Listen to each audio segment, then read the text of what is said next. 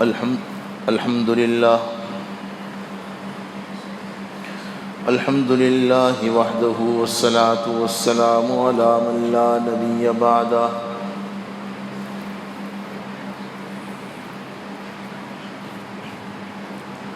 أعوذ بالله من الشيطان الرجيم بسم الله الرحمن الرحيم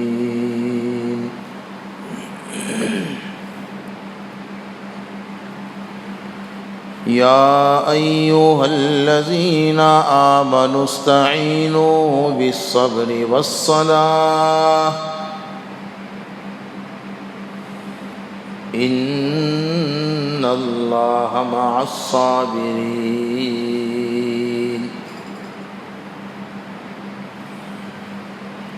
ولا تقولوا لمن يقتل في سبيل الله أموات بل أحياء ولكن لا تشعرون صدق الله مولانا العظيم وصدق رسوله النبي الأمي الكريم ونحن على ذلك لمن الشاهدين والشاكرين والحمد لله رب العالمين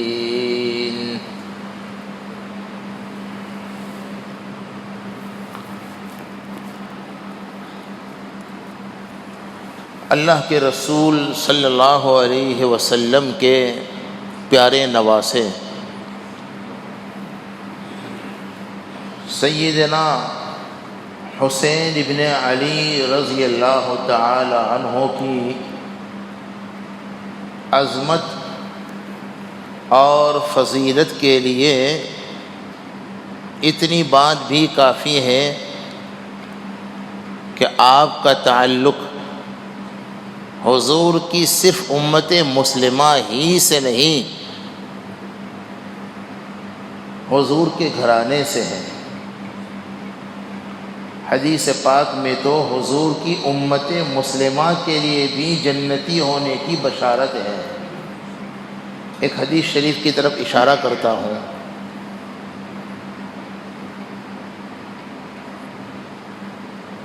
قرآن کریم کی وہ جو آیت ہے ثم اورثنا الکتاب الذین اصطفینا من عبادنا فمنهم ظالم لنفسه ومنهم مقتصد ومنهم سابق بالخیرات۔ امت مسلمہ کی 3 قسمیں بیان ہوئی ہے اس آیت میں۔ پہلی قسم ظالم لنفسه، اپنے آپ پر ظلم کرنے والے یعنی گنہگار، مسلمان تو ہے لیکن گنہگار۔ دوسری قسم ومنہم مقتصد، گنہگار بھی ہیں نیکوکار بھی ہے، گناہ بھی کرتے ہیں نیکیاں بھی کرتے ہیں۔ اور تیسری جو قسم ہے سابقم بالخیرات، نیکیوں میں آگے آگے رہنے والے، نیکی کے کام زیادہ تر کرنے والے۔ قرآن کریم کی اس آیت میں امت مسلمہ کی جن 3 قسموں کا تذکرہ ہے، بہت کام کی ایک بات، بہت تسلی کی بات، حوالے کے ساتھ انہی 3 طبقوں کے بارے میں مشکات شریف میں حدیث ہے جس میں اللہ کے رسول صلی اللہ علیہ وسلم فرماتے ہیں کہ بالآخر امت کے یہ تینوں طبقے جنت میں جائیں گے۔ یہ فضیلت کی بات ہے کہ نہیں ہے؟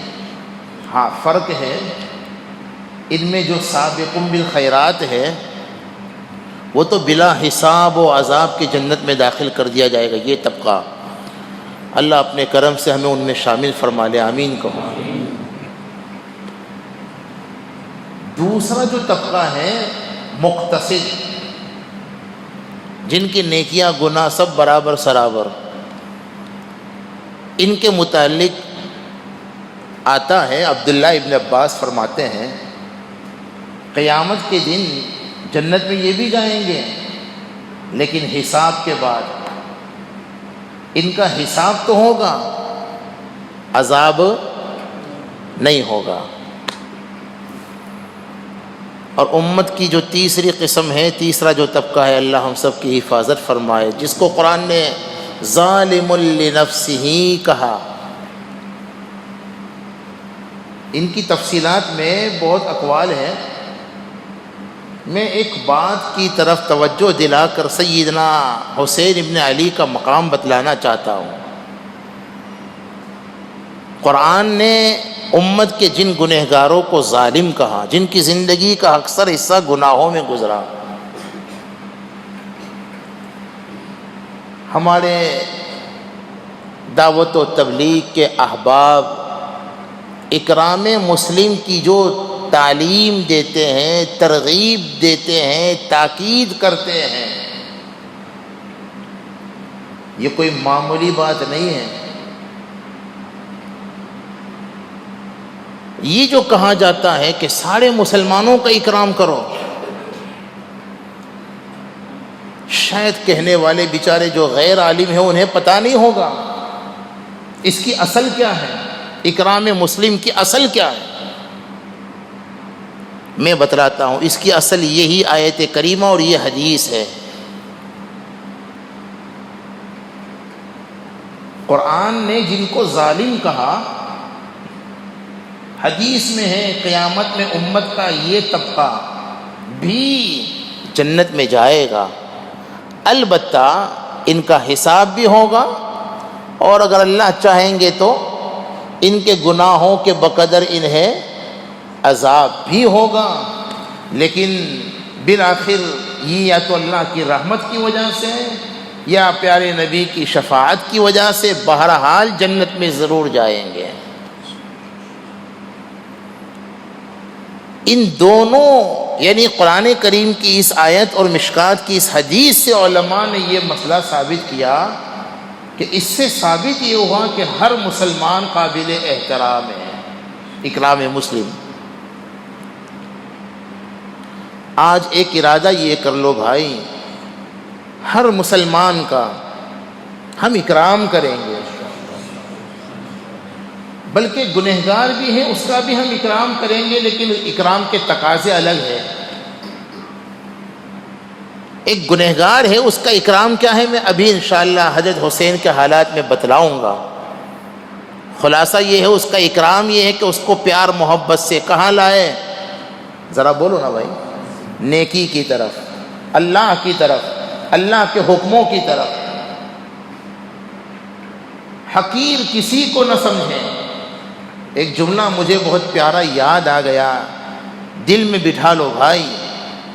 حضرت مولانا تھانوی رحمت اللہ علیہ فرماتے ہیں، ہم اگر کسی کو گناہ کرتے ہوئے سگی آنکھوں سے اگر دیکھیں لایو،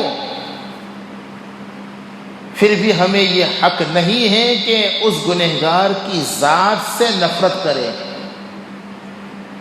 گناہ سے نفرت کرنا تو ضروری ہے، فرض ہے، لیکن گنہگار سے نفرت کرنا حرام ہے۔ نفرت شراب سے ہو، شرابی سے نہ ہو، چور سے ہو، چوری سے ہو، چور سے نہ ہو، جھوٹ سے ہو، جھوٹے سے نہ ہو، گناہ سے نفرت ہو، گنہگار سے نہ ہو۔ حضرت فرماتے تھے، ہم نے کسی کو گناہ کرتے ہوئے تو دیکھا، تنہائیوں میں گر گرا کر توبہ کرتے ہوئے کہاں دیکھا ہے۔ اس لیے بھائی ہر ایک کا اکرام کریں۔ بہرحال میں بات کو طول نہیں دینا چاہتا، آج تو یہ کوشش کر کے بیٹھا ہوں، دعا بھی کر دیجئے کہ 10:15 کو انشاءاللہ وآخر دعوانا ہو جائے، ٹھیک ہے نا بھائی؟ ارے کہو، جواب تو دو یار، پھر اگر آپ کہوں گے تو میں تو بڑھاؤں گا انشاءاللہ، میری تو 11:30 کو ٹرین ہے۔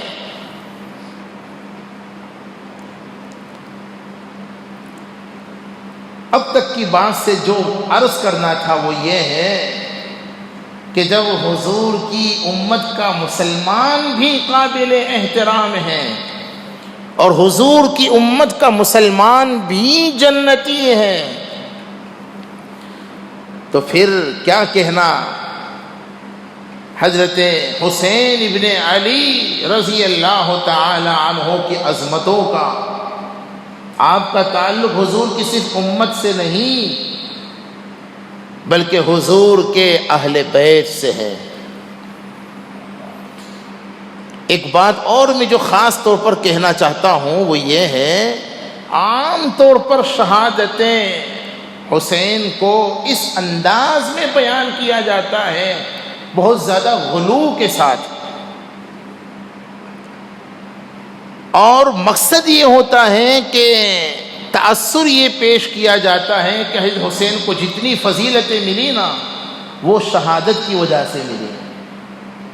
ایسا نہیں ہے، بے شک شہادت ایک عظیم فضیلت کی چیز ہے، بے شک شہادت کی وجہ سے ان کی عظمتوں میں اور اضافہ ہوا، لیکن آپ تو پیدائشی طور پر بہت عظیم مرتبے اور مقام کے مالک تھے۔ یہ ہے اصل چیز۔ اب سنیے ان کے ابتدائی حالات۔ میں نے جمعہ میں بھی کہا تھا کہ تفصیلات تو بہت مشکل ہے، کوشش کروں گا موٹی موٹی کچھ عبرت کی باتیں آ جائے۔ سیدنا حسین ابن علی کرم اللہ وجہہ کی ولادت سے پہلے رشتے میں ان کے دادی حضرت عباس رضی اللہ تعالی عنہ کی بیوی ام فضل حضور کی سگی چچی تھی، تو اس اعتبار سے سیدہ فاطمہ کی گویا دادی ہوئی۔ تو ام فضل نے ایک عجیب و غریب خواب دیکھا، اس واقعے کا تذکرہ مشکات میں ہے۔ خواب کیا دیکھا کہ کسی نے حضور کے جسم مبارک کا ایک ٹکڑا کاٹا، اور وہ جسم مبارک کا ٹکڑا کاٹ کر کے ام فضل کی گود میں ڈال دیا۔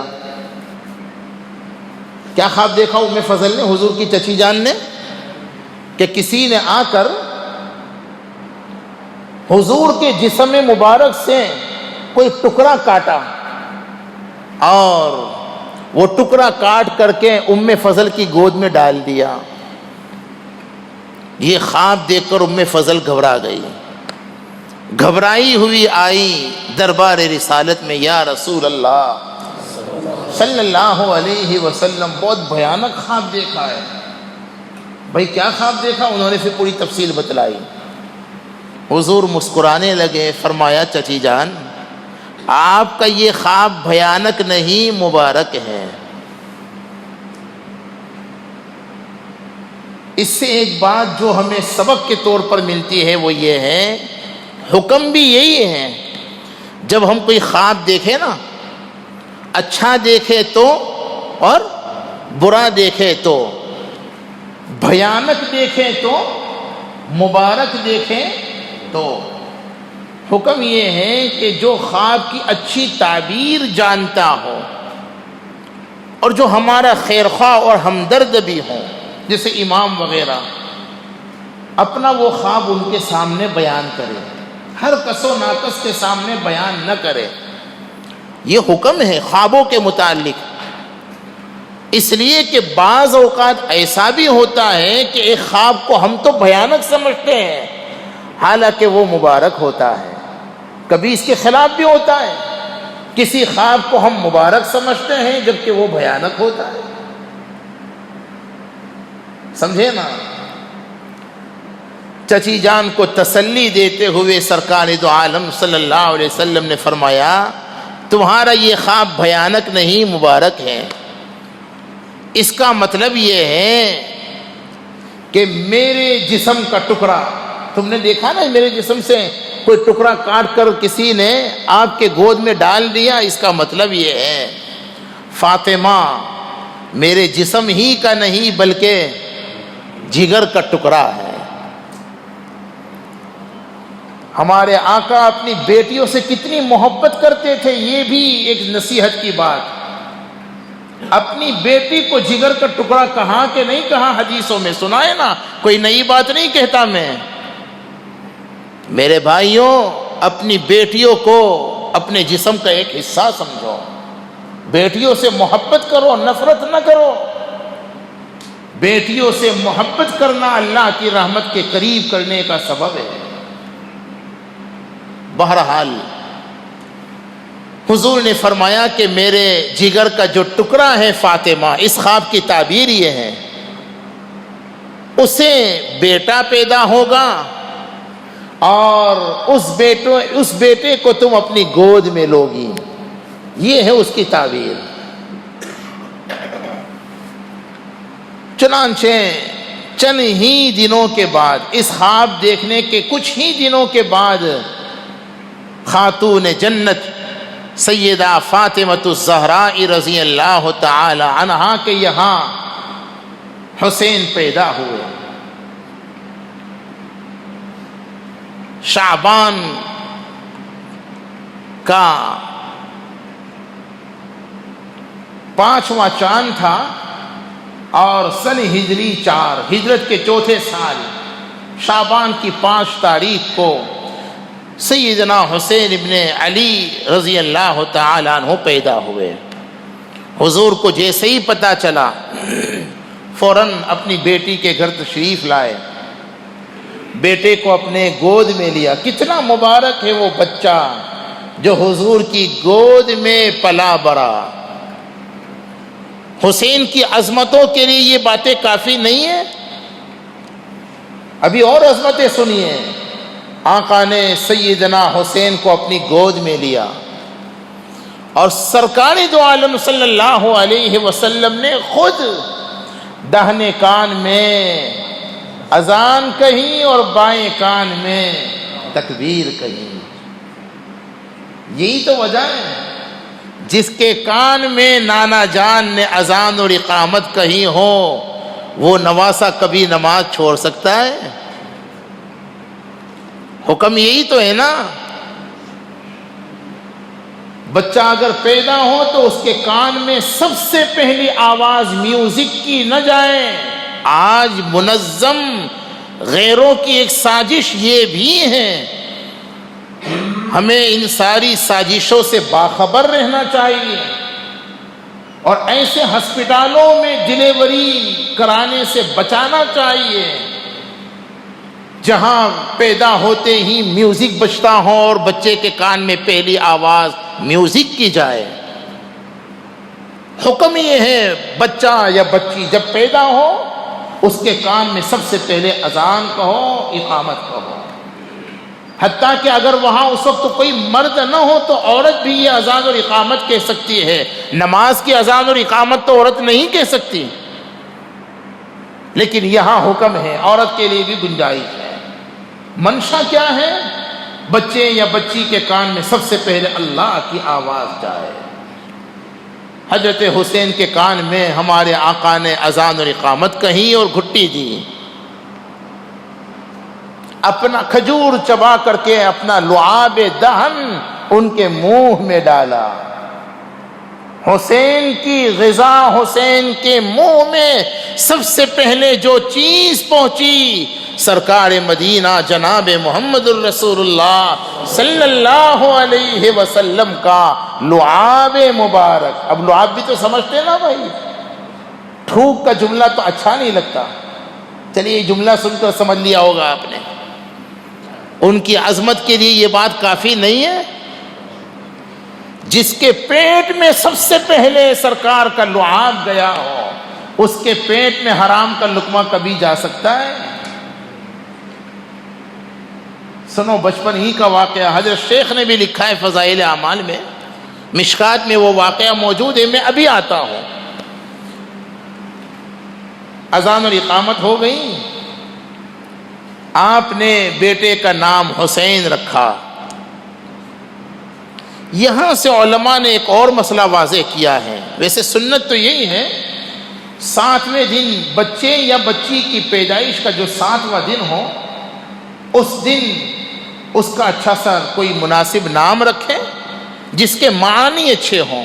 یا نبیوں کے نام پر کوئی نام رکھیں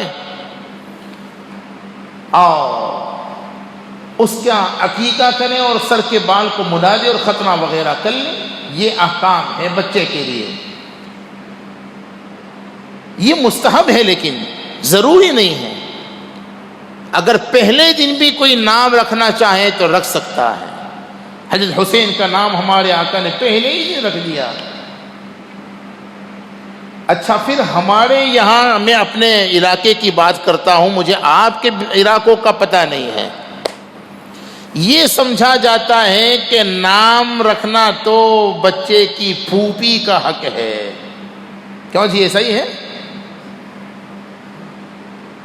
اور پھر پتہ نہیں کیا کچھ بھی خرافات اور رسومات آپ کے یہاں بھی ہیں. ایسا کچھ نہیں ہے، بلکہ اصل تو یہ ہے کہ جو بچے کے اصل ماں اور باپ ہیں، جو بچے کے دنیا میں آنے کا اصل ذریعہ بنے ہیں، ظاہری طور پر بچے کا نام رکھنے کا پہلا حق ان کو حاصل ہے.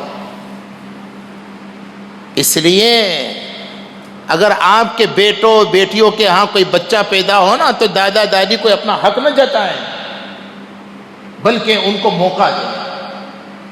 بہرحال سرکار دو عالم صلی اللہ علیہ وسلم نے حسین نام رکھا. بڑے بیٹے کا نام کیا رکھا تھا؟ حسن. تو میں نے کہا کہ حسن میں حسن ہے تو حسین حسین ہے. نہیں سمجھے؟ حسن میں حسن ہے تو حسین، اور کیوں حسین نہ ہوتے؟ جنت کے جوانوں کے سردار جو تھے اور جن کی رگوں میں سرکار کی شہزادی کا خون دوڑتا تھا، تو وہ حسین کیوں نہ ہوں گے؟ بچپن ہی سے روزانہ تقریباً مشکات کی روایت میں ہے، تقریباً روزانہ حضرت فاطمہ کا مکان بہت قریب تھا مسجد نبوی میں. باب النساء جن لوگوں کو اللہ نے موقع دیا ہے، بالکل ریاض الجنہ کے قریب باب النساء سے داخل ہوتے ہی سیدہ فاطمہ کا مکان، کمرہ آپ کے حجروں کے بالکل قریب ہی تھا. چونکہ چاروں بیٹیوں میں سب سے زیادہ لاڈل، ایک تو چھوٹی بھی تھی، چھوٹا بیٹا یا بیٹی تو بہت زیادہ لاڈلے ہوتے ہیں نا. اور پھر علماء نے ایک عجیب بات لکھی ہے، سیدہ فاطمہ سے حضور کو بہت زیادہ جو محبت تھی اس کی ایک بڑی وجہ یہ بھی ہے، اللہ کی طرف سے آپ کو بتلا دیا گیا تھا کہ آپ کی نسل کو ہم قیامت تک باقی رکھیں گے، لیکن آپ کی نسل کا جو سلسلہ چلے گا آپ کی 7 اولاد میں سب سے چھوٹی جو بیٹی فاطمہ ہے اسی سے چلے گا. حضرت مہدی آئیں گے قیامت سے پہلے پہلے. ایک بات میں کہہ دوں ذرا سا، علماء نے ان کے متعلق لکھا ہے ماں کی طرف سے حسنی ہوں گے، باپ کی طرف سے حسینی ہوں گے، یا شاید تھوڑا سا آگے پیچھے. مطلب یہ ہے کہ حسنی بھی ہوں گے اور حسینی بھی ہوں گے. فاطمۃ الزہرا کے جو دونوں شہزادے تھے، انہی کی نسلوں سے اللہ تبارک و تعالی نے حضور کے خاندان اور نسل کو قیامت تک باقی رکھنے کا فیصلہ کیا ہے، جس کا ثبوت صحیح احادیث میں ملتا ہے. حضور کی بہت زیادہ فاطمہ سے محبت کی ایک بڑی وجہ یہ بھی تھی. اسی محبت کی وجہ سے فاطمہ کو حضور نے قریب رکھا تھا، اپنے گھر کے بالکل قریب. اور ان دونوں بچوں سے اتنی محبت کہ تقریباً روزانہ بیٹی کے گھر جاتے تھے، بچوں کو پیار کرتے تھے، گود میں اٹھاتے تھے. حتیٰ کہ کبھی بچوں کو فاطمہ کے گھر میں نہ پاتے تو بے چین ہو جاتے اور اپنے بچوں کی طرح گود میں لے کر کے پرورش کرتے تھے اور کہا کرتے تھے کہ اے اللہ، یہ میرے جنت کی دنیا ہی میں 2 پھول ہیں، ریحانانی، یہ میرے 2 پھول ہیں. اے اللہ میں ان سے محبت کرتا ہوں، تو بھی ان سے محبت کر، اور جو بھی ان سے محبت کرے تو ان سے بھی محبت کر۔ انشاءاللہ ہم کوشش کریں گے حضرت حسین اور حسن سے محبت کا تقاضا کیا ہے، کوشش کروں گا۔ میرے بھائیوں، حضور کو کتنی محبت تھی۔ آپ کی نرینہ اولاد تو زندہ نہیں رہی تھی۔ حضرت عبداللہ، حضرت قاسم اور حضرت ابراہیم، حضور کے 3 بیٹے تھے، تینوں ہی بیٹے بالغ ہونے سے پہلے ہی وفات پا چکے تھے۔ تو اس لیے بیٹی فاطمہ کے ان شہزادوں کو اپنے سگے بچوں کی طرح پالتے تھے، اور فرماتے تھے سبتم من الاسباط۔ مشکات کی حدیث میں ہے، اس کے کئی مطلب علماء نے بیان کی ہیں۔ ایک مطلب یہ بھی ہے سبتم من الاسباط کہ حسین اور حسن میری اولادوں میں سے ہیں۔ اور محبت کا کیا انداز تھا پتہ ہے آپ کو؟ چونکہ حضور کے ہجرت کے 4تھے سال پیدا ہوئے تھے، اس اعتبار سے جب حضور کی وفات ہوئی تب حضرت حسین کی عمر تقریباً 8 سال کی تھی، 7-8 سال کی۔ لیکن حضرت حسین رضی اللہ تعالی عنہ نے حضور کی تربیت میں رہ کر کے حضور سے براہ راست تقریباً 8 حدیثیں نقل کی ہوئی ہیں۔ علماء نے اس کو بھی لکھا ہوا ہے، وہ بھی تفصیلات ہے، الحمدللہ ہم نے بھی لکھا ہے اسے، ابھی اس تفصیلات میں جانے کا موقع نہیں ہے۔ میں کہنا یہ چاہتا ہوں کہ حضرت حسین کو یہ بھی سعادت بچپن ہی سے حاصل ہوئی کہ حضور کی وفات کے وقت اگرچہ بہت چھوٹے بچے تھے لیکن رہے حضور کی تربیت میں تھے، پرورش میں حضور ہی کی بڑے ہوئے تھے، اس لیے حضور کی 8 حدیثیں براہ راست انہوں نے روایت کی ہوئی ہے جو حدیثی کتابوں میں موجود ہے۔ اور تمام امت کے علماء، فقہاء اور محدثین کا اس پر اتفاق ہے کہ حسن اور حسین بھی صحابہ میں سے تھے۔ اور صحابی کا مقام معلوم ہے، ساری امت کے اولیاء اللہ مل کر کے ایک صحابی کے مرتبے اور مقام کو نہیں پہنچ سکتا۔ محبت کا کیا حال تھا، ایک واقعہ جو مشکات میں ہے، یعنی ہم اور آپ حیران ہو جائیں۔ شاید آپ نے سنا ہو، جمعہ کا دن تھا، مشکات کے اندر یہ واقعہ موجود ہے۔ ہمارے آقا منبر رسول سے خطبہ دے رہے تھے، حسن حسین بہت چھوٹے بچے تھے، مسجد میں آ گئے، قریبی تو مکان تھا، اور حضور کے قریب آنا چاہتے تھے۔ اتنے بچے تھے کہ ٹھیک سے چل بھی نہیں سکتے تھے۔ میرے بھائیوں، یہ کوئی لال کتاب کی بات نہیں سنا رہا، مشکات میں یہ روایت موجود ہے، حدیث کی معتبر کتاب، اور یہ غالباً سبھی نے سنا ہوگا۔ یہ واقعہ کوئی نیا واقعہ نہیں ہے، اور نئی نئی باتیں کوئی سنانے کا کوئی مقصد بھی نہیں ہے، کوئی مطلب ہی نہیں ہے۔ جو باتیں کتاب و سنت میں ہیں وہ بہت کافی ہیں ان کے فضائل کو بیان کرنے کے لیے۔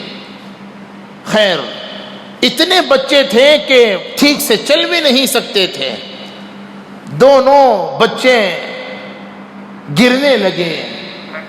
تو حدیث میں آتا ہے ہمارے آقا نے جمعہ کا خطبہ روک دیا، اور خطبہ روک کر منبر سے اتر گئے، اور اپنے دونوں لاڈلوں کو، شہزادوں کو، نواسوں کو، حسن اور حسین کو گود میں اٹھا لیا، اور پھر آرام سے بٹھا کر کے پھر دوبارہ خطبہ پڑھنا شروع کیا۔ خیر، آپ کے امام صاحب تو ایسا کرنے والے ہیں نہیں، آپ سمجھے نا، بیچارہ کوئی امام صاحب اگر ایسا کر لے، اپنا بیٹا بھی نہیں ہے، بیٹی کا بیٹا، ہم چھوڑیں گے اسے؟ میرے بھائیوں، شاید اگر یقین نہ ہو تو آپ خود تحقیق کر لیجئے، معتبر روایتوں میں یہ واقعہ ملتا ہے۔ حدیث میں پھر آتا ہے ہمارے آقا نے حسن حسین کو اپنے قریب بٹھایا، ریلیکس ہونے کے بعد جب دوبارہ خطبہ شروع کیا تو پھر آپ نے اس خطبے میں یہ بات ارشاد فرمائی کہ اللہ پاک نے سچ ہی فرمایا، انما اموالکم و اولادکم فتنہ، کہ بے شک اموال اور اولاد فتنتن کا معنی آزمائش۔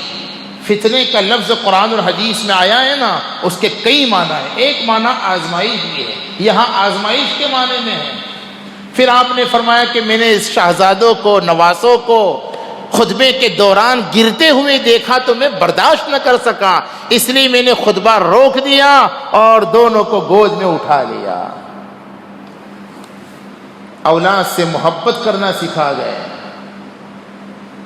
لیکن آپ نے یہ بھی سکھایا کہ بچوں سے ایسی محبت نہ ہو جو شریعت کے حدود کو پھلانگ جائے، شریعت کے دائرے میں رہتے ہوئے ٹوٹ کر محبت کیجئے بچوں سے، شریعت کے دائرے میں رہتے ہوئے ٹوٹ کر محبت کیجئے بیوی سے، شریعت کے دائرے میں رہتے ہوئے ٹوٹ کر محبت کیجئے ماں باپ سے، شریعت کے دائرے میں رہتے ہوئے ٹوٹ کر محبت کیجئے دوستوں سے اور جتنے بھی رشتے ہیں۔ یہ جذباتی بات میں نے نہیں کہی، میں دلیل پیش کرتا ہوں۔ شریعت کے دائرے میں رہتے ہوئے کا مطلب یہ ہے کہ سب سے زیادہ محبت تو اللہ ہی کی ہونی چاہیے، اللہ اور اس کے رسول کے بعد، اللہ کے بعد ہمارا قبلہ محبت رسول اللہ ہے، اللہ اور اس کے رسول کے بعد سب سے زیادہ محبت ماں باپ سے اگر ہو، بیوی بچوں سے ہو تو کوئی حرج نہیں ہے، لیکن یہ محبت اللہ اور اس کے رسول کی محبت پر حاوی اور غالب نہیں آنی چاہیے۔ قرآن نے کہا نا والذین آمنوا اشد حبا للہ، تو یہاں مولانا حکیم اختر صاحب فرماتے تھے بیوی بچوں دوستوں گھر والوں سے اگر 99% بھی محبت ہے یہاں تک بھی ٹھیک ہے، لیکن محبت 100% کس کی ہونی چاہیے؟ اللہ رسول کی۔ سمجھے نا؟ یعنی اللہ اور اس کے رسول کو خوش کرنے کے لیے بیوی بچوں کو 10 دفعہ 1000 دفعہ ناراض کیا جا سکتا ہے، لیکن بیوی بچوں کو خوش کرنے کے لیے کبھی بھی اللہ اور اس کے رسول کو ناراض نہیں کیا جا سکتا۔ یہ ہے محبت کا شرعی معیار۔ بہرحال اب دیکھو حسن حسین سے حضور کو محبت تو اتنی تھی، لیکن مشکات ہی میں وہ واقعہ موجود ہے۔ ایک مرتبہ ایسا ہوا کہ بہت بچے تھے، صحیح غلط کی ابھی تمیز بھی نہیں تھی، جائز اور ناجائز کا فرق بھی کچھ معلوم نہیں تھا۔ گھر میں کسی جگہ کھجور رکھی ہوئی تھی، اب وہ صدقے کی کھجوریں تھی، سمجھے نا؟ تو حضور صدقے کا مال ایک سائڈ پہ رکھتے تھے اور للہ اور ہدیے کا مال ایک الگ جگہ رکھتے تھے۔ میرے 2 مخلص محسن دوست دونوں اب دنیا میں نہیں رہے۔ ایک بہت اچھا ان کا طرز عمل تھا، مجھے بہت پسند آیا، میں اپنے دوستوں سے کہتا ہوں اسے اختیار کرنا چاہیے۔ مجھ سے ایک مرتبہ کہا مفتی صاحب میرے گھر میں جو میرا اپنا کباط، اپنے جو تیجوری، اپنا جو لوکر ہے 3 پرس ہے، اس میں کتنے بولو؟ 3 پرس۔ وائٹ جو پرس ہے نا اس میں للہ کا مال، للہ کی رقم، مالدار آدمی، اور جو دوسرے مثلا گرین کلر کا جو پرس ہے اس میں زکوٰۃ وغیرہ کا مال، اور جو مثلا بلیک پرس ہے تو اس میں سود وغیرہ کا مال۔ بیوی کو بتلا دیا کہ دیکھ کوئی للہ والا مصرف آوے نا تو اس میں سے دینے کا وغیرہ وغیرہ۔ یہ ایک اچھا طریقہ ہے۔ حضور بھی ہدیہ اور صدقے کو الگ الگ رکھتے تھے، لیکن بچے کو پتا نہیں، صدقے کی کھجوریں حضور کے یہاں کسی جگہ رکھی ہوئی تھی، تو بچہ ہوتا ہے نا، بہت چھوٹا بچہ کیا کرتا ہے، جو بھی چیز دیکھتا ہے کیا کرتا ہے، چپل بھی اگر اس کے ہاتھ میں آئی تو وہ بھی منہ میں، گلاب جامن بھی اگر ہاتھ میں آیا تو وہ بھی منہ میں۔ بچہ تو بچہ ہوتا ہے نا. موسیٰ علیہ السلام کا واقعہ ہے, ذرا سا اگر اشارہ کرو, فرعون کو تھپڑ زور سے لگا دیا تھا, اس کے دماغ میں یہ بات, اس کی لائٹ چمکی تو تھی کہ وہ جو مجھے کہا نجومیوں نے کہ بنی اسرائیل میں ایک بچہ پیدا ہوگا, تیری حکومت کا تختہ پر, وہ شاید یہی لگتا ہے نا, یہ بہت ڈینجر لگ رہا ہے. اس کی لائٹ تو جھپکی بھی, لیکن وہ ہوم منسٹر جو تھی نا, اس نے کہا تمہارا دماغ ٹھکانے ہے کہ نہیں, یہ بچہ ہے ابھی, اس کو پتا نہیں تھا, اس نے تھپڑ مار دی. تو تم چاہو تو امتحان کر لو. تو بعض علماء نے لکھا ہے اس نے امتحان کے لیے ایک گلاب کا بہترین پھول اور دوسرے پلیٹ کے اندر انگارا لال, کہ دیکھیں یہ سمجھدار ہے کہ ناسمجھ ہے. اگر سمجھدار ہوگا تو یہ کس کو پکڑے گا, پھول کو. ناسمجھ ہوگا تو ہمارے استاد محترم مولانا رفیق صاحب اپنے سبق میں فرماتے تھے, موسیٰ تو کوئی جیسے تیسے تھے بھائی, نبی تو نبی ہوتے ہیں, بچپن ہی سے اللہ نے وہ بچپن میں بچوں کے سردار ہوتے ہیں. ہمارے استاد فرماتے تھے موسیٰ تو کس کو پکڑنے جا رہے تھے, پھول ہی کو. وہ تو جبریل کو اللہ نے بھیجا کہ بھائی ادھر ہٹ, رانگ سائڈ ہے یہ ہے. تو پھر وہ پھول کے بجائے انگارے کو پکڑ لیا. تب وہ فرعون کو ذرا اطمینان کہ یار یہ ابھی ناسمجھ ہے گا, اس نے مجھے تھپڑ مار دی. بہرحال بچہ تو بچہ ہوتا ہے, کوئی بھی چیز دیکھی تو منہ میں ڈال لی. حسن حسین نے صدقے کی کھجور منہ میں ڈال لی, حضور کی نظر پڑ گئی. دیکھو محبت تو بہت ہے, لیکن شریعت کے دائرے میں رہتے ہوئے, شریعت سے آگے کچھ نہیں. جیسے ہی دیکھا کہ صدقے کی کھجور بچے نے منہ میں ڈال لی ہے. حدیث میں کیا آتا ہے, ہمارے آقا نے, بچہ تو مکلف نہیں ہے شرعی احکام کا, پھر بھی ایک سبق دینا تھا کہ بچہ اگر غلط کرتا ہے, شریعت کے خلاف کرتا ہے, ساری محبتوں کو ایک سائڈ پہ رکھ دو اور غلط کرنے نہ دو. یہ سبق دینے کے لیے ہمارے آقا نے, حدیث میں آتا ہے, حسن حسین کے منہ میں ہاتھ ڈالا, انگلی ڈالی اور کھجور کو ان کے منہ سے نکال لیا. فرمایا بیٹا یہ صدقے کی کھجور ہیں, ہم صدقہ کھانے والے نہیں, صدقہ کھلانے والے ہیں. یہ صدقہ غریبوں کا حق ہے, ہم غریبوں کا کھانے والے نہیں ہیں, غریبوں کو. ہاں قرآن پاک میں فرمایا وَيُطْعِمُونَ الطَّعَامَ عَلَىٰ حُبِّهِ مِسْكِينًا وَيُطْعِمُونَ الطَّعَامَ عَلَىٰ حُبِّهِ مِسْكِينًا وَيَتِيمًا وَأَسِيرًا إِنَّمَا نُطْعِمُكُمْ لِوَجْهِ اللَّهِ لا نريد منكم جزاء ولا شكورا.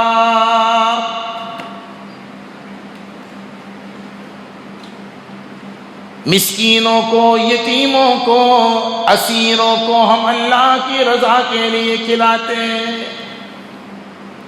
کئی واقعات ہیں. ایک واقعہ جو حضرت حسین کی سیرت میں علماء نے بیان کیا ہے, دیکھو تواضع بھی کتنی تھی. اب بڑے ہو گئے حسین, بہت سارے حالات کو چھوڑ رہا ہوں, ابھی تو شہید کربلا کو تو کہاں بیان کر سکتے, لیکن کوشش کروں گا پھر بھی کچھ باتیں. حضرت حسین رضی اللہ تعالی عنہ ایک مرتبہ کہیں تشریف لے جا رہے تھے.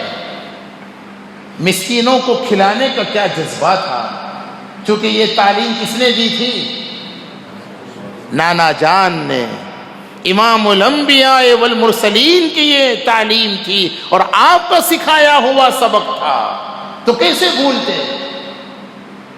مسکین کو کھانا کھلانے کا ایک عجیب واقعہ روایتوں میں آتا ہے. حضرت حسین ایک مرتبہ کہیں تشریف لے جا رہے تھے, راستے کے کنارے پر کچھ مسکینوں کو دیکھا کہ بیٹھ کر کے اپنا لوکھا سوکھا جو بھی تھی, روٹی سوٹی جو بھی کھانا تھا, کھانا کھا رہے تھے. ہم بھی دیکھتے نا, اور بھائیوں دیکھ کر گزر نہ جاؤ، اپنے راستوں میں جن مسکینوں پر نظر پڑ جائے نا، عبرت کی نظر سے دیکھو، دن ہی دل میں ان کے لیے ایک تو دعائیں کرو، اے اللہ ان کو بھی باعزت گھر دے کر کے باعزت زندگی دے، اور پھر اللہ کا شکر ادا کرو، اپنے بچوں کو بتلاؤ کہ دیکھو بیٹا یہ بھی تو انسان ہے، ہم بھی تو انسان ہیں، ہم عزت کے ساتھ گھروں میں رہتے ہیں اور وقت پر روٹی کھاتے ہیں، کھانا کھاتے ہیں، یہ دیکھو ان کے پاس رہنے کو مکان بھی نہیں ہے۔ انہیں حقیر نہ سمجھو، انہیں اگر کچھ کھانے کھلانے کا موقع مل جائے اپنی سعادت سمجھ کر کے دو، حقارت کے ساتھ نہیں، ذلت کے ساتھ نہیں، عزت کے ساتھ۔ روایتوں میں آتا ہے حضرت حسین رضی اللہ عنہ جہاں سے گزر رہے تھے، چند مسکینوں کو دیکھا کہ راستے کے کنارے پر بیٹھ کر کے کھانا کھا رہے تھے۔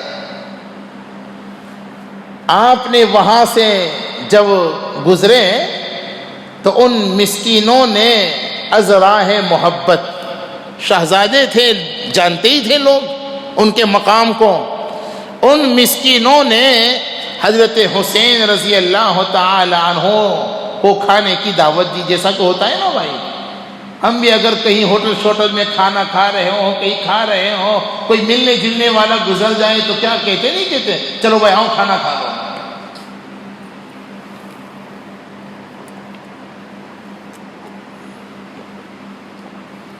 لیکن آج ہمارے سماج میں تو عجیب معاملہ ہے، تقریباً کہنے والا بھی خالی خالی کہتا ہے اور نہ کہنے والا بھی خالی خالی نہ کہتا ہے۔ چلو بھائی آپ کھانا کھا لو، وہ کہنے والا بھی خالی خالی کہتا ہے، دل سے نہیں کہتا الا ماشاء اللہ۔ اور اب وہ گزرنے والا جس کو کہا ہے اس کو حالانکہ بھوک بھی ہے پھر بھی جھوٹ کہہ رہا ہے، نہیں بسم اللہ کھاؤ مجھے بھوک نہیں ہے۔ ہمارے یہاں تو یہ عربوں میں آج بھی کوئی تکلف نہیں ہے، وہ تو اگر کسی کو کہتے آئیے کھانا کھائیے بسم اللہ تو وہ حقیقت میں بالکل دل سے کہتے ہیں، اور وہاں کوئی تکلف نہیں۔ ایک مرتبہ اگر آپ کو کہا اور آپ نے منع کر دیا تو وہ سمجھیں گے کہ اس کو کھانا ہی نہیں ہے، اور اگر کھانا ہوتا تو فوراً وہ بیٹھ ہی جاتے، کوئی تکلف کرتے ہی نہیں۔ خیر، حضرت حسین رضی اللہ تعالیٰ عنہ کو جب مسکینوں نے کہا کہ حضرت ہمارے ساتھ کھانا کھا لیجئے، روایتوں میں آتا ہے گھوڑے سے اتر گئے اور مسکینوں کے ساتھ بیٹھ کر کھانا کھانے لگ گئے۔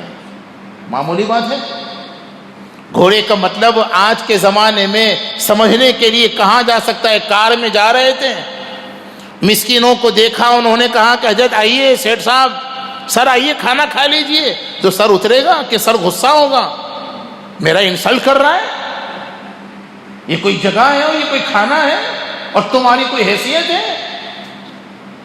کیا تواضع، کیا عاجزی، کیا انسانیت۔ اب لکھا ہے کہ آرام سے ان کے ساتھ بیٹھ کر کے کھانا، دیکھو یہ وہی کرے گا نا جس کے دل میں تکبر نہیں، تواضع ہے، جس کے دل میں غریبوں کی ہمدردی ہے، خود غرضی نہیں ہے، جو غریبوں کو بھی اپنی طرح انسان سمجھتے ہیں، جس میں انسانیت، یہ تو وہی کرے گا نا۔ کھانا کھا لیا اور اس کے بعد پتہ ہے کیا کہا؟ ان کا تو یہ معاملہ نہیں تھا کہ کھاؤ تو بسم اللہ، کھلاؤ تو نعوذ باللہ، وہ تو ایسا نہیں تھا معاملہ۔ کھانا کھانے کے بعد اب حضرت حسین نے فرمایا کہ دیکھو بھائی، تم نے مجھے دعوت دی کھانے کی، تمہاری دعوت کو میں نے قبول کیا، تمہارے ساتھ میں نے کھانا کھایا، اب ایک کام کرو، شام کو میری دعوت، یہ تم جتنے بھی لوگ ہیں نا میرے گھر پہ آ جانا، شام کو میرے یہاں کھانا تمہارا ہوگا، سمجھیں؟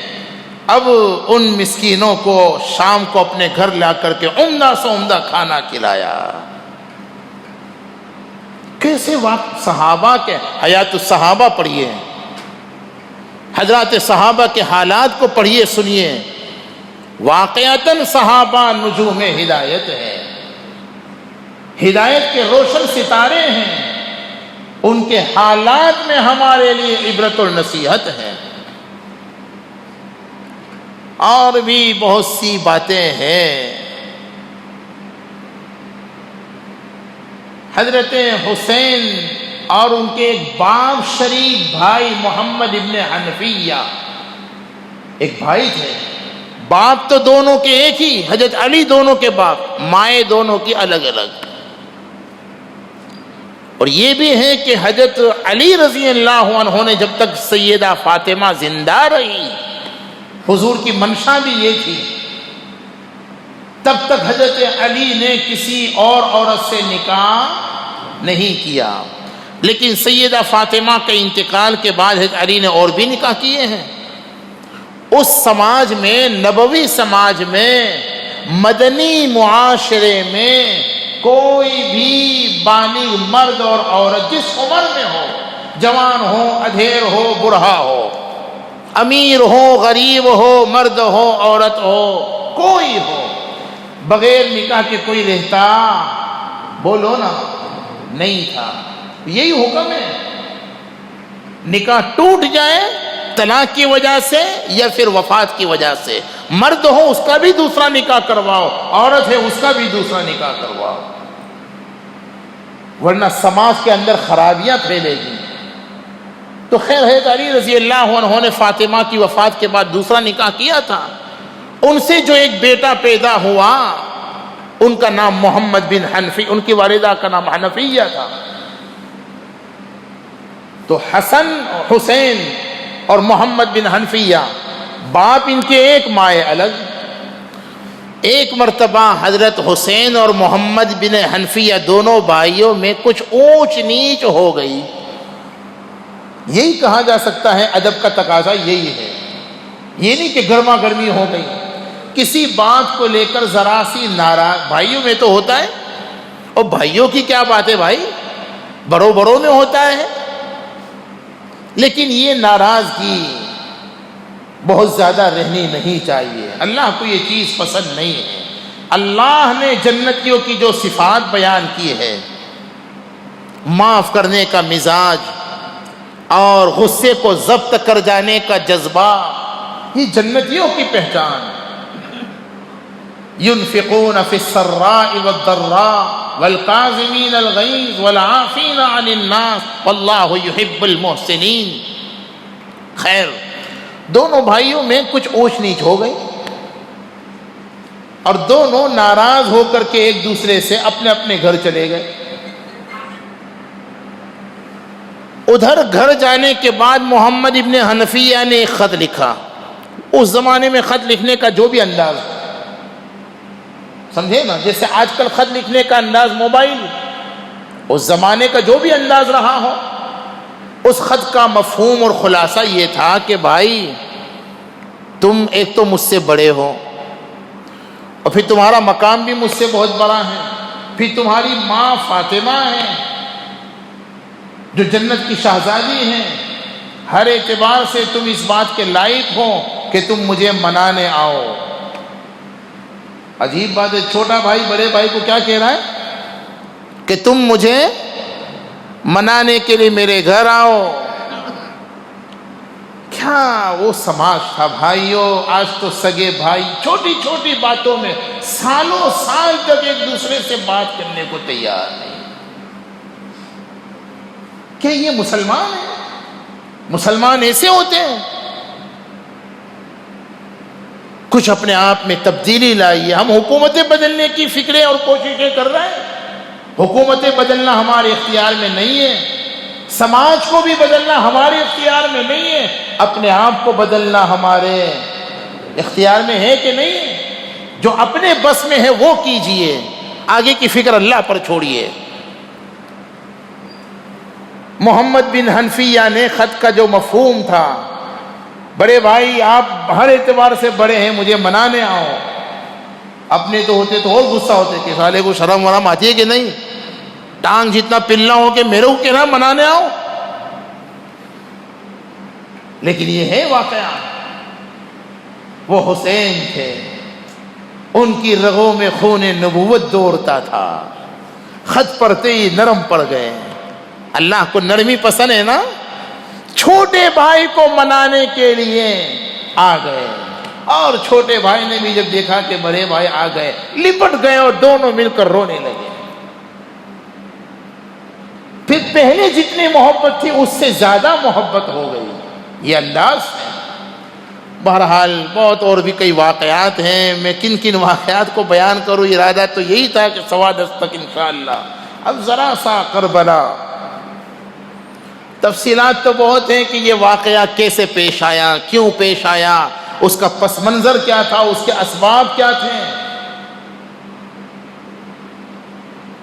کچھ چیزیں یقیناً اس سلسلے میں بہت زیادہ افراد تفرید اچھے اچھوں کے بیانوں میں ہم نے سنا ہے۔ اس انداز میں کربلا کے واقعے کو پیش کیا جاتا ہے گویا یہ ایمان اور کفر کی لڑائی ہو، ایسا نہیں ہے۔ یہ ایمان اور کفر کی لڑائی بولو، جنگ، ارے سب بولو بھائی، دلیل تو ہم پیش کریں گے، آپ گھبراتے کیوں ہو؟ یہ جو جنگ ہوئی ایمان اور کفر کی جنگ ہرگز نہیں تھی۔ حق اور باطل کی لڑائی بھی یہ، ارے آپ میرے حوالے سے بتلائیے نا بھائی، آپ گھبراتے ہو بالکل موت معمولی بیماروں کی طرح جواب دے رہے کہ ہر یہ کیا کہہ رہا ہے، آج تک تو ہم یہی سنتے رہے، باطل و حق حسین نے کر کے جدا بتا۔ بہت ذمہ داری کے ساتھ اللہ کے فضل سے پتہ نہیں کتنی کتابوں کو کھنگال کر کے ہمارے علماء دیوبند کا جو معتدل نظریہ ہے، یہ کوئی ایمان اور کفر کی لڑائی نہیں تھی، حق اور باطل کی جنگ نہیں تھی، اور حضرت حسین جنگ کرنے کے لیے گئے بھی نہیں تھے۔ کیا جنگ کرنے کے لیے کوئی آدمی اپنے بیوی اور بچوں کو لے کر جاتا ہے؟ جنگیں ایسی ہوتی ہیں۔ اصل میں سن ہجری 60 میں، 60 ہجری، آج کون سا ہجری ہے؟ سن ہجری 1444۔ سن ہجری 60 میں جب حضرت امیر معاویہ رضی اللہ تعالی عنہ، جو بہت عظیم صحابی رسول ہے، حضور کے سگے سالے ہیں، ان کی سگی بہن حضور کے نکاح میں تھی، ام حبیبہ، اور انہی کے بیٹا یزید تھا۔ یزید اور حضرت حسین کزن تھے آپس میں، ایک ہی خاندان کی، ایک ہی درخت کی یہ دو مختلف شاخیں تھی۔ بات اصل میں یہ تھی، کہاں سے شروع کروں مجھے سمجھ میں ہی نہیں آتا، لیکن میں بہت سی چیزوں کو چھوڑتے ہوئے سن ہجری 60 میں حضرت امیر معاویہ رضی اللہ عنہ، جو صحابی رسول ہونے کے علاوہ کاتب وحی بھی تھے، حضور پر جب وحی آتی تھی، قرآن نازل ہوتا، 12 صحابہ ایسے تھے مخصوص جن سے حضور قرآن لکھواتے، ان میں ایک حضرت امیر معاویہ بھی تھے، اور یہی وہ صحابی تھے جن کو اللہ کے رسول نے یہ دعا دی تھی، اللہم اجعلہ ہادیا مہدیا، اے اللہ معاویہ کو ہدایت کا ذریعہ بنا، وغیرہ۔ بڑے عظیم صحابی تھے۔ بعض لوگ یزید کو پلید نطفہ یعنی عجیب عجیب باتیں کہتے ہیں۔ دیکھو یزید سے متعلق ایک بات سن لو، ہمارے علماء دیوبند جن کو ہم نے برا مانا ہے کتاب و سنت کی روشنی میں، ان کا موقف یزید کے متعلق یہ ہے، نہ اس کو ہم رحمت اللہ علیہ کہتے ہیں، نہ اس کو ہم لعنت اللہ علیہ کہتے ہیں،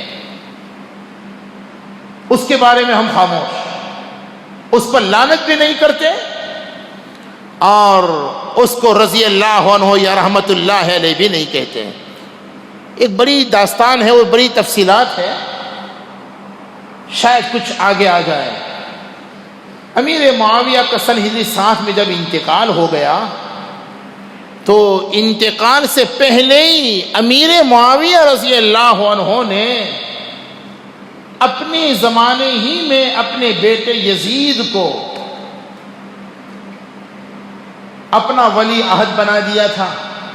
ولی عہد کا مطلب یہ ہوتا ہے بادشاہ وقت اپنی زندگی میں اپنے کسی بیٹے کو اپنا نائب اور خلیفہ تسلیم کر لیں اور یہ اعلان کر دیں کہ میرے بعد یہ میرا بیٹا اس حکومت کا ذمہ دار ہوگا۔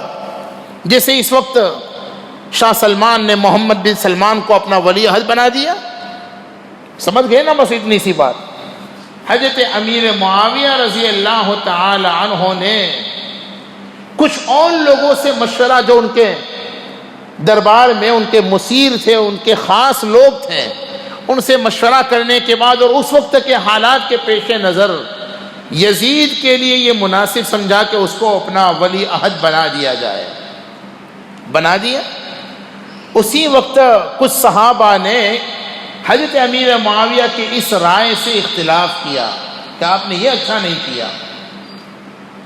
رائے کا اختلاف تو صحابہ میں بھی تھا، صحابہ کا مقام بہت اونچا، لیکن اس کے باوجود وہ معصوم نہیں تھے.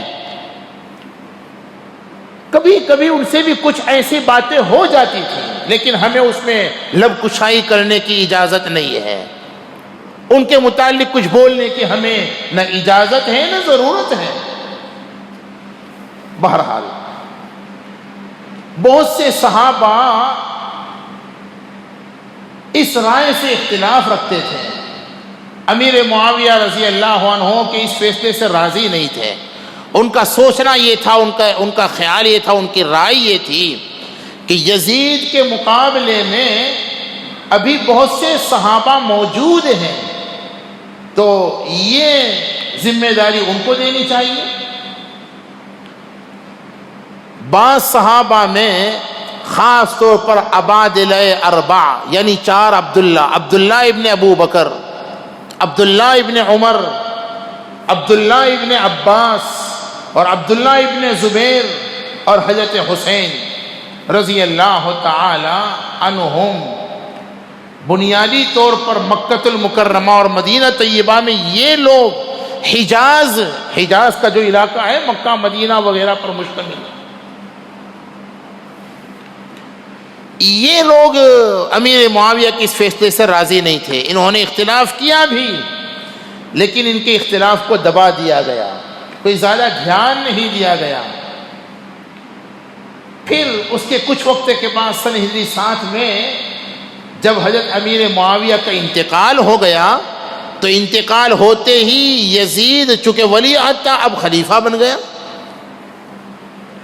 یزید نے خلیفہ بنتے ہی سب سے پہلا جو کام کیا وہ یہ کیا کہ بھائی ایک بڑی تعداد نے تو مجھ سے بیعت کر لی ہے، مکہ مدینہ میں جن بڑے صحاباؤں نے اب تک میرے ہاتھ پر بیعت نہیں کی ہے، تو کسی طرح سے وہ بھی مجھ سے بیعت کر لیں تاکہ بالاتفاق سب کے لیے میں خلیفہ تسلیم کر لیا جاؤں سب کی طرف سے. چنانچہ یزید نے اس وقت مدینہ کے جو حاکم تھے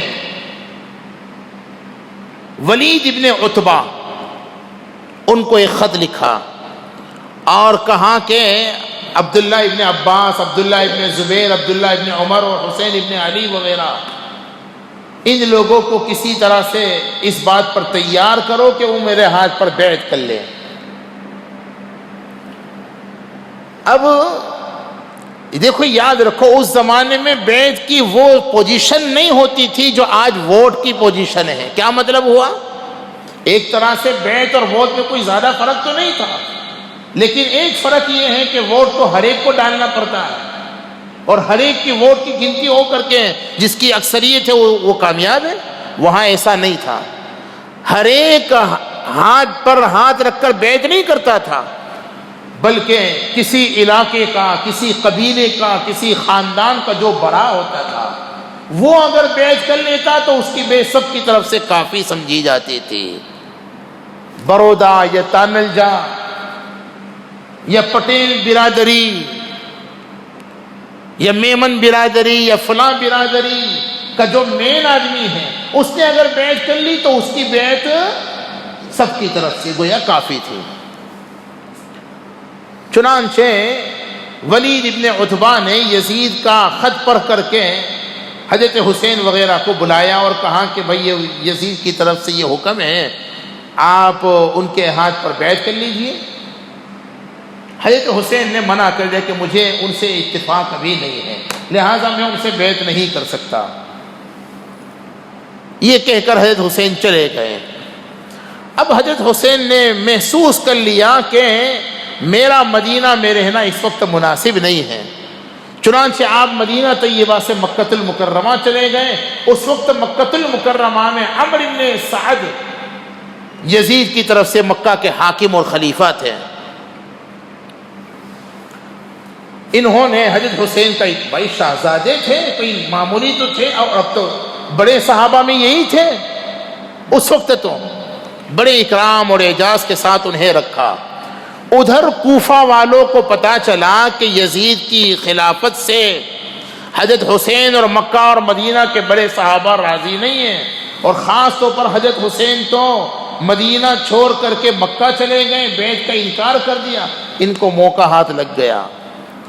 کوفہ والوں نے حضرت حسین کی خدمت میں خطوط بھی لکھے اور وفود بھی بھیجے, الگ الگ جماعتیں بھیجی اور خط بھی لکھے. اب مجھے جہاں کہیں سے بھی دعوتیں آتی ہیں نا, ایک مرتبہ فون پہ کسی مخلص نے دعوت دے دی, حضرت آپ کو فلاں تاریخ کو آنا ہے, ہم تو قبول کر لیتے ہیں. آپ اندازہ لگائیے کوفہ والوں نے جو خطوط لکھے نا, ایک معتدل رائے اور معتدل روایت یہ ہے 250 خطوط تھے. یہ تو میں سب سے کم کہہ رہا ہوں, روایتیں اور بھی ہیں. بعض روایتوں سے معلوم ہوتا ہے 2500 خطوط لکھے تھے. اور وہ جو کربلا کے میدان میں کوفہ والوں نے خیمے جلائے تھے, اس کی ایک بڑی وجہ بعض علماء نے یہ لکھی ہے, خیمے اس لیے جلا دیے تھے کہ وہ جو خط تھے نا وہ سب وہی تھے, حسین لے کر کے گئے تھے, اور خیموں میں وہ خط وغیرہ تھے. وہ چاہتے تھے کہ سارے پروف مٹ جائیں, کچھ باقی رہے ہی نہیں, اس لیے کہ یزید کو اگر سب ہمارا کچا چچا پتہ چل گیا تو ہماری خیر نہیں ہے. خیر خطوط بہت زیادہ لکھے اور وفود بھی بھیجے. آج ایک جماعت آئی, کل دوسری جماعت آئی, پھر تیسری جماعت. کوفہ والوں کی طرف سے, عراق والوں کی طرف سے آپ پر بار بار تقاضا ہوتا, حضرت جیسے آپ یزید کو پسند نہیں کرتے اور آپ نے اس سے بیعت نہیں کی, ہم بھی یزید کو پسند نہیں کرتے, ہم بھی اس سے بیعت کرنے کو تیار نہیں ہیں. اس وقت ہم کسی امام اور رہبر کے بغیر ہیں. آپ اللہ کے واسطے آئیے, ہماری رہبری کیجئے, ہم آپ کا انتظار کرتے ہیں. ایک آدمی نے نہیں, میں نے کہا نا بار بار اگر تقاضے آئے, ہم تو ایک آدمی نے دعوت دی فون پہ, تیار ہے. کسی ایک ہی جگہ سے اگر 250 فون آئے ہمارے پاس, کوئی انکار کی مجال ہے؟ چنانچہ اتنے سارے خطوط اور وفود اور اتنے مطالبے کے بعد حضرت حسین تیار ہو گئے. جلدی سے انشاءاللہ میں کوشش کروں گا 10:30, چونکہ مجھے سفر کرنا ہے. بھائی کیا ارادہ ہے؟ ہاں جی ذرا بولو نا یار, مجھے گھبراہٹ ہو رہی ہے کہ پتہ نہیں آپ پریشان کہ یار یہ کتنے بجائیں گے. تو ابھی مولانا سہیل کی ایک فرمائش پر عمل بھی کرنا باقی ہے, انشاءاللہ میں سناؤں گا. مجھے کوفہ والوں, مجھے اور بھی کچھ دوستوں نے کہا تھا. تو خیر خطوط اور وفود کے بعد حضرت حسین نے ایک ہی جواب دیا. خط کا بھی جواب ایک ہی تھا, وفود کا بھی جواب ایک ہی, سب کو ایک ہی جواب دیا کہ بھائی میں ایسے نہیں آؤں گا. پہلے اپنے آدمیوں کو بھیج کر وہاں کا جائزہ, دیکھو یہ عقل مندی کا تقاضا, پھر میرا آدمی وہاں کا جائزہ لینے کے بعد مطمئن ہوگا اور مجھے اطمینان ظاہر کرے گا, تب میں پھر آ جاؤں گا. باقی تمہارے کہنے پر چونکہ صحابہ نے بھی, دوسرے جو بڑے بڑے صحابہ تھے, عبداللہ ابن عباس تو بہت منع کرتے تھے, عبداللہ ابن زبیر بھی بار بار کہتے کہ حسین ان پر بھروسہ مت کرو, کوفی لا یوفی, ان کا بھروسہ ہی نہیں. تو اس لیے حضرت حسین رضی اللہ عنہ نے درمیان کا راستہ یہ اختیار کیا, اپنے چچا زاد بھائی مسلم بن عقیل کو بھیجا کہ جاؤ تم جاؤ, یہ کوفہ والے اتنا مجھے بلا رہے تو کیا واقع تھا مجھے چاہتے, تم جائزہ لینے کے بعد مجھے بتلاؤ تو پھر میں آؤں گا. اب مسلم بن عقیل گئے تو کوفہ والوں نے ان کو سر آنکھوں پر بٹھایا, اور بہت تفصیلات ہیں میں چھوڑتے ہوئے, لکھا ہے چند ہی دنوں میں تقریباً 18,000 کوفیوں نے مسلم بن عقیل کے ہاتھ پر حضرت حسین کے لیے بیعت کر لی. سمجھے نا, اور خوب اکرام کیا کوفہ والوں نے. اب حضرت مسلم بن عقیل نے اطمینان ظاہر کیا, فوراً اپنے بھائی حضرت حسین کو خط لکھ دیا، حضرت تشریف لے آئیے، واقعتاً یہاں کے حالات بڑے سازگار ہیں اور یہ واقعتاً ہمیں بہت پورے حالات لکھے۔ اب تو پھر حضرت حسین کے لیے کوئی عدم جواز کی کوئی گنجائش ہی نہیں تھی، نہ جانے کی کوئی وجہ ہی نہیں تھی۔ چنانچہ مکۃ المکرمہ سے 8 ذی الحجہ، حج کا جو پہلا دن ہے سن ہجری 7، اتنے اہم فریضے کو چھوڑ کر آپ نے اس کو زیادہ اہم سمجھا امت میں ایک صحیح نہج قائم کرنے کے لیے، بس یہی کہہ سکتا ہوں میں۔ کوفہ سے روانہ ہوئے تو بعض بڑے صحابہ نے آ کر کے بالکل منع کیا، لیکن حضرت حسین کا مقصد بہت اچھا، دیکھو لڑائی کے لیے نہیں گئے تھے، میں یہی کہنا چاہتا ہوں نا، بیوی بچے، معصوم بچے، لڑائی کے اندر کوئی ایسا ساتھ میں جاتا ہے لے کر کے؟ وہ تو کوفہ والوں کے بلاوے پر گئے تھے، کسی کی سنی نہیں۔ بڑے بڑے صحابہ نے جو بات کی تو ان کے مشورے پر عمل نہ کیا، چلے گئے۔ راستے میں فرزدق شاعر جو آل رسول کا بڑا محب تھا، چاہنے والا تھا، وہ ملا، اس نے بھی منع کیا، حضرت میں ابھی عراق سے اور کوفہ سے ہوتا ہوا آیا ہوں، کہاں کیا حال ہے؟ کہاں بے شک کوفہ والوں کے دل تو آپ کے ساتھ ہیں، لیکن ان کی تلواریں آپ کے خلاف ہے، ان پر بھروسہ مت کرو، واپس ہو جاؤ۔ لیکن آپ نے تو ان کی بھی نہیں مانی، آگے بڑھے۔ ادھر کوفہ کے حالات تبدیل ہوئے، جاسوسوں کے ذریعے سے شام میں یزید کو جب پتا چلا کہ کوفہ کے اندر مسلم بن عقیل حضرت حسین کی طرف سے آئے اور سارے کوفہ والوں ان کے ہاتھ پر بیعت ہو گئے، اس وقت یزید کی طرف سے کوفہ کے حاکم تھے حضرت نعمان ابن بشیر رضی اللہ عنہ، صحابی رسول، لیکن بڑے نرم مزاج۔ دیکھو حاکم بھی دو طرح کے، بلکہ ہر انسان یا تو جلالی ہوگا یا جمالی ہوگا۔ بعض لوگوں میں نرمی زیادہ ہوتی ہے، بعض لوگوں میں گرمی زیادہ ہوتی ہے۔ اللہ کو نرمی پسند ہے بھائی، گرمی زیادہ پسند نہیں ہے۔ خیر، تو بہرحال نعمان ابن بشیر نے کچھ نہیں کر سکے، وہ یزید نے فوراً نعمان ابن بشیر کو معزول کر دیا، اور بصرہ کے اندر یزید کی طرف سے حاکم تھا عبید اللہ ابن زیاد، بڑا سخت آدمی، بڑا کمینہ قسم کا، اس کو کہہ سکتے ہیں۔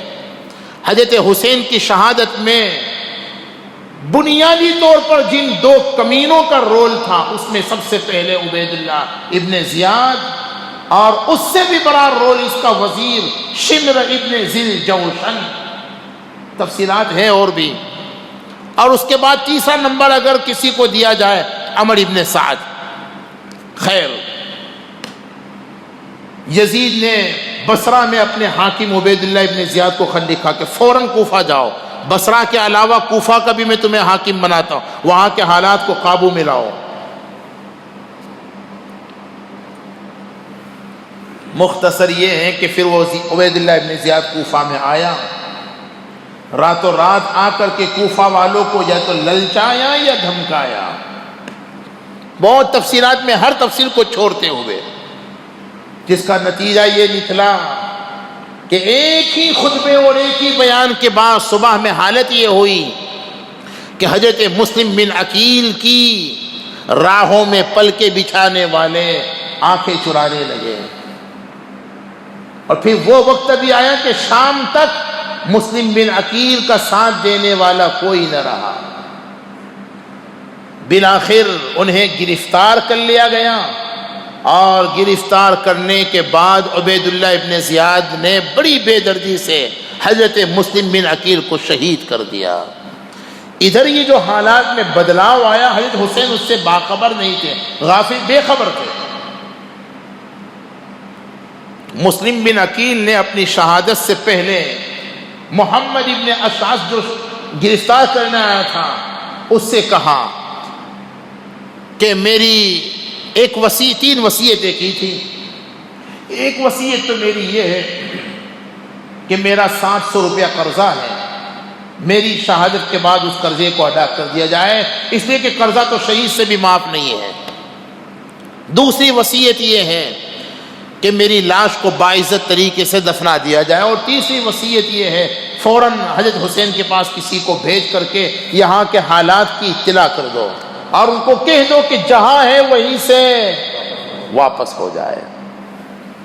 ایسا ہی ہوا. حضرت حسین کو جب پتہ چلا تو آپ مقام ثعلبہ تک پہنچ چکے تھے، کربلا کے بالکل قریب. آپ نے جب یہ سنا کہ کوفہ کے حالات بدل گئے، جو بلانے والے تھے وہی پھر گئے، انہوں نے ہی بے وفائی کی، تو بھائی جس نے بلایا تھا وہی جب بدل گئے تو اب تو جانے کا کوئی مطلب ہی نہیں رہا. حضرت حسین واپس جانے کا آپ نے ارادہ کر لیا. اب جب ارادہ کر لیے واپس لوٹنے کا تو مسلم بن عقیل کے بچے اور ان کے بھائی اڑ گئے کہ نہیں، ہم تو اپنے بھائی اپنے باپ کی شہادت کا بدلہ قصاص لے کر کے رہیں گے. سوچا ہے کفیل اب کچھ بھی ہو، ہر حال میں اپنا حق لیں گے، عزت سے جیے تو جی لیں گے، یا جام شہادت پی لیں گے. مسلم بن عقیل کے بچوں نے اور بھائیوں نے یہ کہا. تو اب حضرت حسین نے بھی کہا کہ بھائی اب مسلم بن عقیل کے بعد زندگی میں کوئی مزہ نہیں. اب پھر ارادہ آپ نے کر لیا اور آگے بڑھے. کوفہ کربلا پہنچے. بہت تفصیلات میں چھوڑ رہا ہوں، میں جلدی ختم کرنا چاہتا ہوں. اب جب کربلا پہنچے تو یزید کی طرف سے حر بن یزید 1000 کا لشکر لے کر حضرت حسین کو آ کر اس نے گھیر لیا. حضرت حسین حیران کہ بھائی یہ مجھے تم گھیر رہے ہیں کیوں؟ اب حضرت حسین نے دیکھا کہ بھائی ان کے ارادے ٹھیک نہیں ہیں، وہ تو جنگ کرنے گئے ہی نہیں تھے. حر بن یزید حضرت حسین سے کہنے لگا کہ آپ کے آنے کا مقصد کیا ہے؟ حضرت حسین نے کہا کہ بھائی مجھے کوفہ والوں نے بلائے اس لیے میں آیا ہوں. اب اگر یہ نہیں چاہتے تو میں واپس جانے کو تیار ہوں. میں جنگ نہیں چاہتا، خون خرابہ میں نہیں چاہتا، چونکہ تم بھی کلمہ پڑھنے ہم بھی کلمہ پڑھ. عجیب بات، یہاں لکھا ہے علماء نے ایک بات، میں نے پڑھ کر کے یہ بات کہہ رہا ہوں. حر بن یزید کا جو لشکر 1000 کا لشکر حضرت حسین کو گرفتار کرنے آیا نا کربلا میں، اس کے لشکر والوں کے پاس پانی نہیں تھا، پیاسے تھے، اور حضرت حسین کے لشکر کے پاس اس وقت پانی تھا. لشکر والوں کو پانی کی ضرورت ہوئی، انہوں نے پانی طلب کیا تو حسینی لشکر نے حضرت حسین سے پوچھا کہ وہ پانی مانگ رہے ہیں. حضرت حسین نے جو گرفتار کرنے آئے ان لوگوں کو پانی پلانے کا حکم دیا، انہیں پانی پلایا جائے. ظہر کی نماز کا وقت ہوا. حضرت حسین نے کہا بھائی تم ہمارے ساتھ نماز پڑھو گے یا الگ سے پڑھو؟ نا نا نا نا نا، ہم تو آپ کے پیچھے نماز پڑھیں، یعنی ہم تو آپ کے پیچھے ہی نماز پڑھیں. روایتوں میں آتا ہے ظہر عصر دونوں لشکروں نے حضرت حسین کے پیچھے نماز پڑھی. جنگ کا تو ماحول بن گیا، پہلے سے کوئی جنگ کے پلاننگ سے نہیں گئے. خیر، حر بن یزید نے جب یہ حضرت حسین سے سنا کہ بھائی میں خود سے نہیں آیا کہ بلانے پر آیا ہوں، تو حر بن یزید کہ بھائی یہ تمہارے خطوط کا تو مجھے علم نہیں ہے، میرا کوفہ سے کوئی تعلق نہیں، میں تو شام سے آیا ہوں، دمشق میں جو یزید کا کیپٹل تھا. ابھی تو یہ بات چیت ہو ہی رہی تھی، میں وہ تفصیلات کو چھوڑتے ہوئے عبید اللہ ابن زیاد نے کوفہ کا جو اب حاکم بن گیا تھا، کوفہ سے 4000 کا لشکر لے کر عمر ابن سعد کو بھیجا اور اس بات کا حکم دیا کہ کسی بھی طرح سے حسین کو اس بات پر پابند کیا جائے کہ یزید کے ہاتھ پر بیعت کر لو. اب تفسیرات کو چھوڑتے ہوئے حضرت حسین نے فرمایا کہ دیکھو بھائی میں جنگ تو نہیں چاہتا، البتہ 3 صورتیں تمہارے سامنے پیش کرتا ہوں. نمبر 1، میں جہاں سے آیا ہوں واپس جانے کو تیار ہوں، میرا راستہ نہ روکا جائے.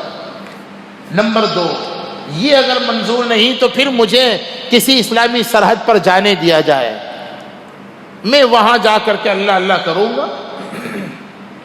آپ کو اگر یہ خطرہ ہے کہ میرے مکہ مدینہ میں رہنے سے انتشار ہو سکتا ہے تو میں کسی اور اسلامی سرحد پر چلا جاتا ہوں۔ یہ بھی اگر منظور نہیں تو تیسری پیشکش میری طرف سے یہ ہے، مجھے ڈائریکٹ یزید سے ملنے دیا جائے، میں یزید سے بات کر لوں گا، اس وقت پھر بات چیت کے بعد اگر مناسب سمجھوں گا تو بیعت کر لوں گا۔ معتبر روایتوں میں یہ باتیں ملتی ہیں۔ عمر ابن سعد چونکہ صحابی رسول کا بیٹا تھا، سعد ابن ابی وقاص کے بیٹے تھے یہ، لیکن لالچ میں آ کر کے انہوں نے یہ قدم اٹھا لیا تھا۔ یہ بظاہر خوش ہو گئے، عبید اللہ ابن زیاد کو لکھ دیا کہ اللہ کا شکر ہے فتنہ ٹل گیا، حسین نے یہ 3 شرطیں پیش کی، بہت مناسب ہیں، ہم کو اختیار ہے کہ ان تینوں میں سے کسی ایک بات پر راضی ہو جائے۔ عبید اللہ ابن زیاد بھی مان گیا تھا ان تینوں شرطوں کو، لکھا ہے روایتوں میں، قریب میں جو اس کا ملعون وزیر بیٹھا ہوا تھا شمر ابن ذل جوشن، اس نے اس کا دماغ پھرا دیا۔ حدیث میں آتا ہے، مشکات میں حدیث ہے، اللہ جب کسی سے خوش ہوتے ہیں نا، کسی حاکم سے، کسی امیر سے، کسی ذمہ دار سے، تو اس کو بہترین مشیر اور وزیر عطا کرتے ہیں۔ خیر یہاں اور تفسیرات میں چھوڑ رہا ہوں۔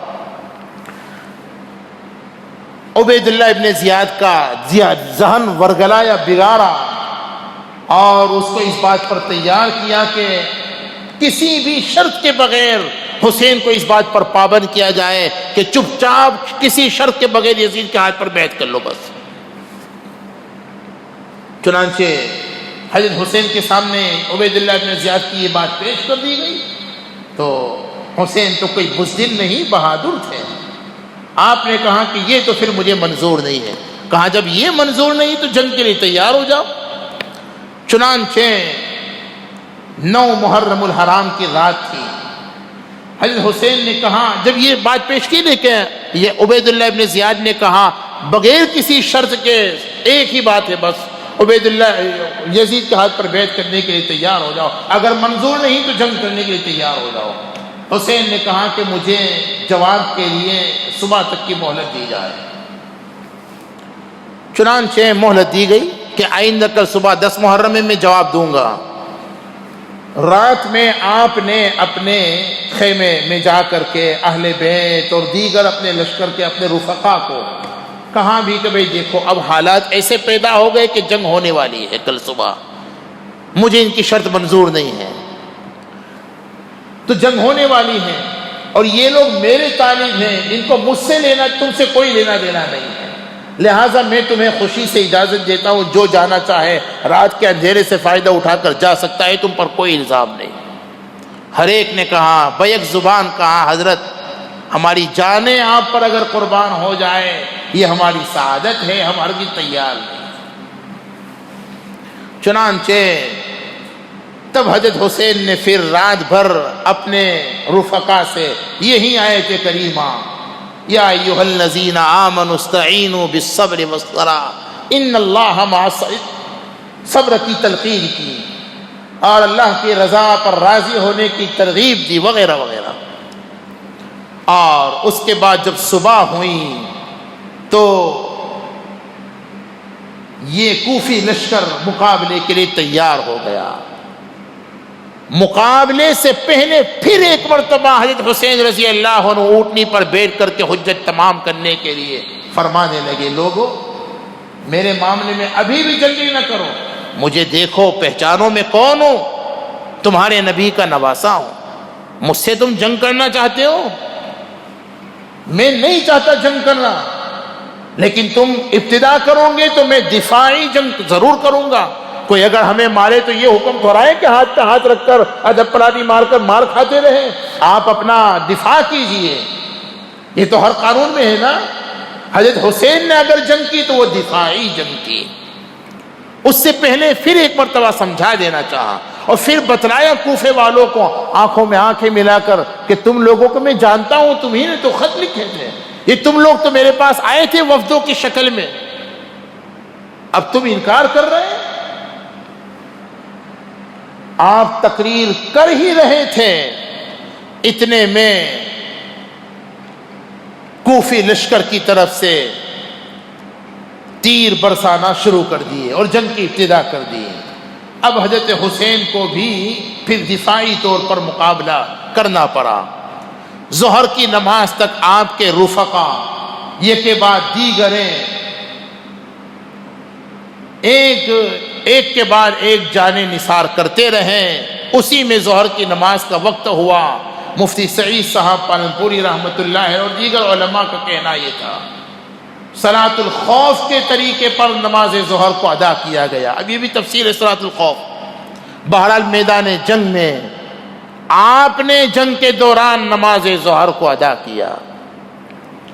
پھر ظہر کی نماز کے بعد تقریباً رفقا شہید ہو چکے تھے، اہل بیت باقی رہ گئے تھے۔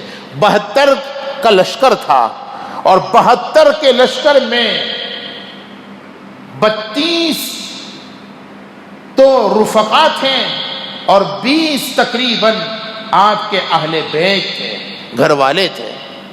چنانچہ جنگ کا سلسلہ جاری رہا، اہل بیت میں بھی ایک کے بعد ایک کر کے شہید ہوتے گئے۔ بالآخر امام عالی مقام کا جب موقع آیا تو کوئی آپ پر حملہ کرنے کی ہمت اور جرأت کرنے کو تیار نہیں تھا۔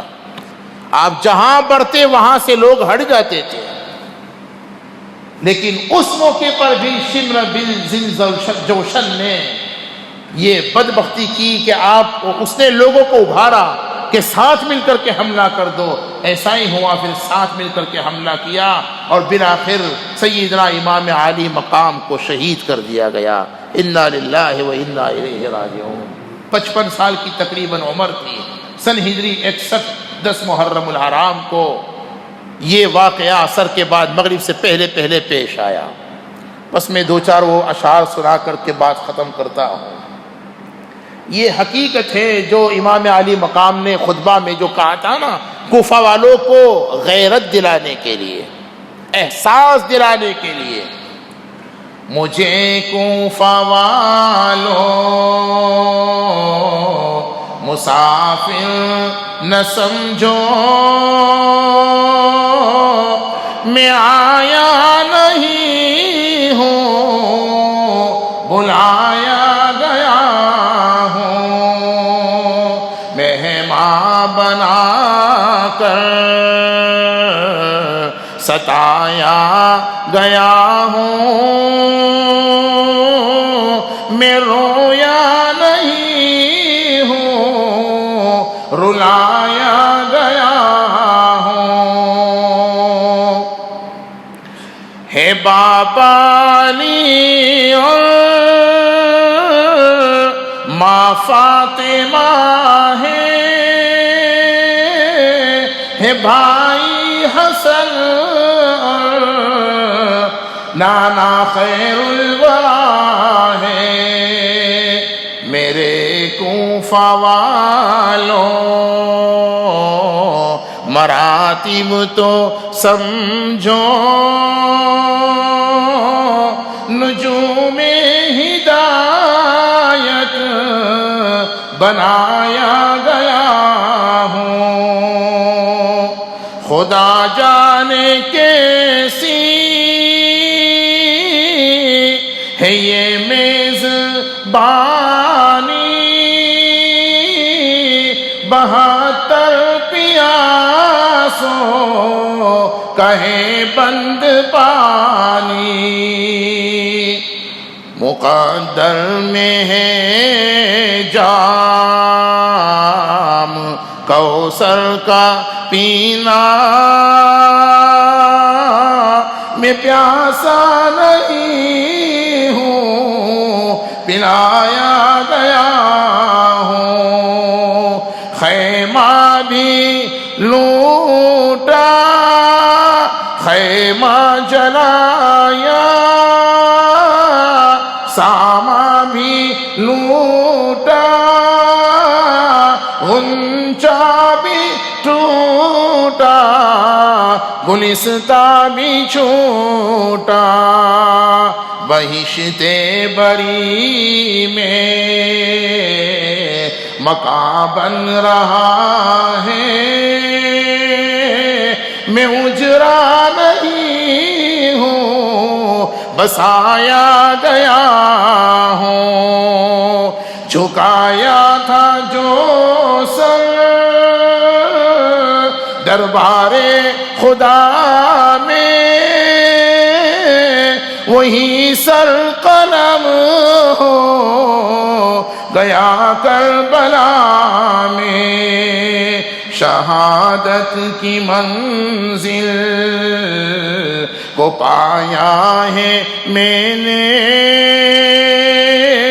میں مردہ نہیں ہوں، جلایا گیا ہوں۔ اللہ تبارک و تعالی ہم سبھی کی طرف سے شہدائے کربلا کو، سیدنا حسین ابن علی کو، ان کی نسلوں کو دنیا اور آخرت میں بہترین بدلہ عطا فرمائے، اور قیامت میں اللہ تعالی ہمیں انہی کے ساتھ محشور فرمائے، آمین۔ وآخر دعوانا ان الحمد للہ رب العالمین۔ سبحان اللہ و بحمدہ، سبحانک اللہم و بحمدک، ونشہد ان لا الہ الا انت نستغفرک و نتوب الیک۔ چونکہ وقت بہت ہو گیا، یہ دعا کے اتنے جملے بہت کافی ہیں۔ سبحان ربک رب العزت۔